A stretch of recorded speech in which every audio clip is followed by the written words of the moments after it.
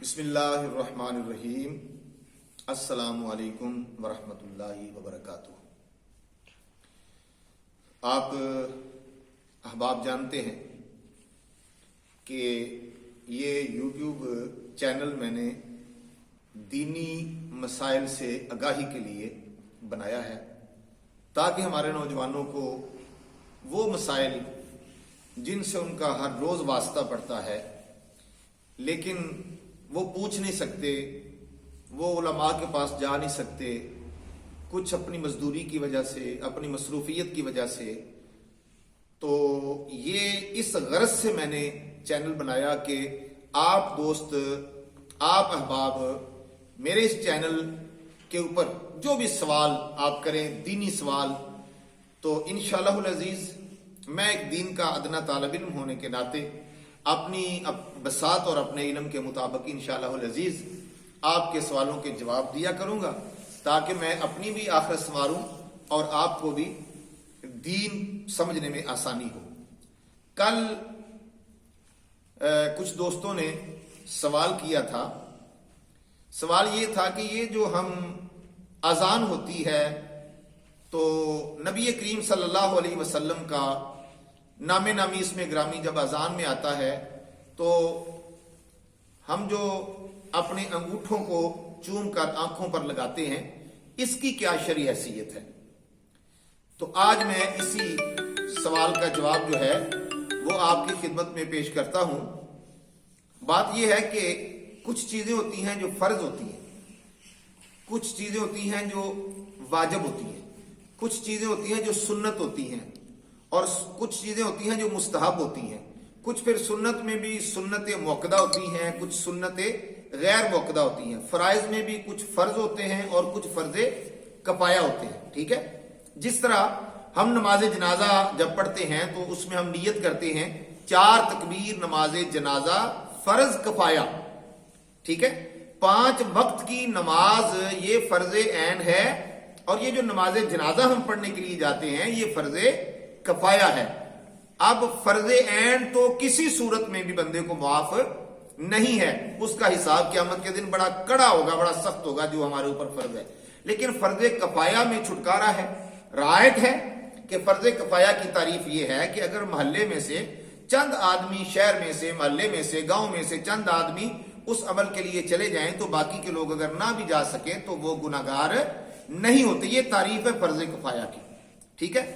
جس طرح کہ آپ رمضان کے مہینے میں اعتکاف ہوتا ہے محلے کی مسجد میں، تو وہ جو اعتکاف کا عمل ہے رمضان کے آخری 10 دنوں میں، وہ بھی سنت موقدہ علی الکفایہ ہے، یعنی کہ سنت موقدہ نہیں، سنت موقدہ علی الکفایہ۔ جس طرح وہ جنازے والا عمل فرض کفایہ ہے، کچھ لوگ کر لیں باقی کے لوگ گناہ سے بچ گئے، اسی طرح رمضان کے مہینے میں آخری 10 دنوں کا جو اعتکاف ہوتا ہے وہ سنت موقدہ علی الکفایہ ہے، ٹھیک ہے؟ تو وہ جو چند محلے میں سے آدمی اگر اعتکاف بیٹھ جائیں مسجد میں تو سارے کے سارے باقی بری ذمہ ہو جاتے ہیں، گناہ نہیں ہوتا۔ اسی طرح آپ آتے ہیں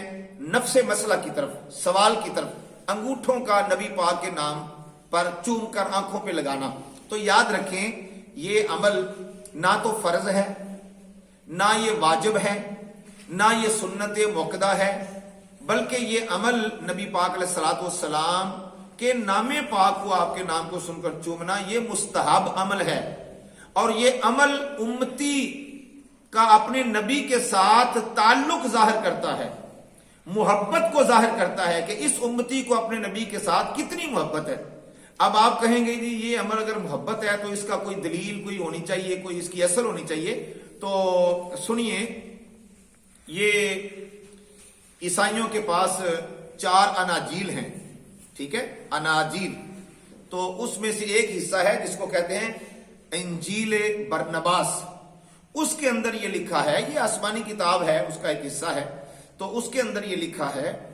کہ حضرت آدم علی نبینا، ہم سب کے باپ، وہ جب دنیا میں تشریف لائے تو انہوں نے یہ اپنے انگوٹھوں کو چوم کر اپنی آنکھوں پر لگایا تھا۔ اس کی وجہ کیا تھی؟ جب وہ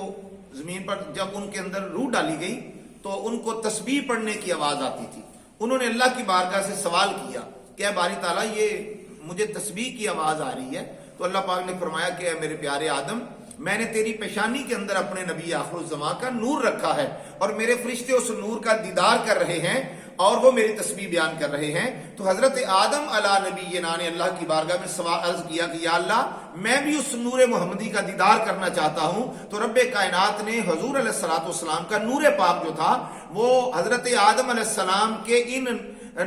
ناخنوں میں، انگوٹھوں کے ناخنوں میں منتقل فرمایا. تو انہوں نے اس طرح اپنے دونوں انگوٹھوں کو چوما اور نور محمدی کو دیکھ کر چوما اور کہا قرۃ عینی بک یا رسول اللہ، یا رسول اللہ صلی اللہ علیہ وسلم آپ میری آنکھوں کی ٹھنڈک ہے. ٹھیک ہے. نمبر 1 یہ انگوٹھے حضور کے محبت میں چومنا یہ ہمارے باپ حضرت آدم علیہ السلام کی سنت ہے. دوسرا سن لیں کہ حدیث پاک میں آتا ہے کہ ایک مرتبہ اذان ہو رہی تھی، صحابہ موجود تھے اور نبی کریم علیہ الصلوۃ والسلام بھی وہاں پر تشریف فرما تھے. جب حضرت بلال نے اذان پڑھی اشہد ان محمد رسول اللہ پر جب پہنچے نا، توجہ ہے نا آپ کی، توجہ سے سن رہے ہیں آپ، اشہد ان محمد رسول اللہ پر پہنچے تو تاجدار صداقت پروانہ عشق رسول، پروانہ شمع رسول، وہ بھی وہاں موجود تھے، حضرت سیدنا ابو بکر صدیق رضی اللہ تعالیٰ عنہ. تو انہوں نے اپنے دونوں انگوٹھوں کو حضور کے نام پر چوم کے آنکھوں پہ لگایا. تو جب اذان ختم ہوئی تو نبی پاک علیہ الصلوۃ والسلام اپنے صحابہ کی طرف متوجہ ہو کے فرمانے لگے اے میرے صحابہ، آج آپ نے دیکھا کہ جب میرا نام حضرت بلال کی زبان پر آیا تو میرے صدیق نے کیا کیا، میرے صدیق نے کیا کیا. تو صحابہ نے عرض کی یا رسول اللہ یا حبیب اللہ ہم نے دیکھا. آپ نے فرمایا سن لیں، جو میرے نام کو یوں ہی چومتا رہے گا، میرے نام کے ساتھ ایسی محبت کرے گا، اس کو چوم کے آنکھوں سے لگائے گا، تو قیامت کے دن میں اسے قیامت کی صفوں میں تلاش کر کے اپنے ساتھ جنت میں لے جاؤں گا. تو حضور علیہ الصلوۃ والسلام کے نام پر انگوٹھوں کو چومنا یہ امتی کی محبت، امتی کا پیار، امتی کا اپنے نبی کے ساتھ عشق جو ہے اس کو ظاہر کرتا ہے. ہزاروں چیزوں کو ہم چومتے رہتے ہیں، بچوں کو چومتے ہیں، ہاں جی، اہل خانہ محبت میں کئی چیزوں کو ہم چوم لیتے ہیں، لیکن نبی پاک علیہ الصلوۃ والسلام جو ہیں وہ تو تمام کائنات کی ساری محبتوں کی جان ہے. تو حضور کے نام کو چومنا یہ کمال ایمان کی نشانی ہے، لیکن اس پر لڑائی جھگڑا کبھی بھی نہیں کرنا چاہیے. اللہ پاک ہم سب عمل کی توفیق عطا فرمائے. میرے اس چینل کو آپ ویڈیو بھی سن لی آپ نے، تو اس کو آپ سبسکرائب کریں اور اس کو لائک کریں اور شیئر کریں تاکہ سب لوگوں تک اس دین کی آواز کو پہنچایا جائے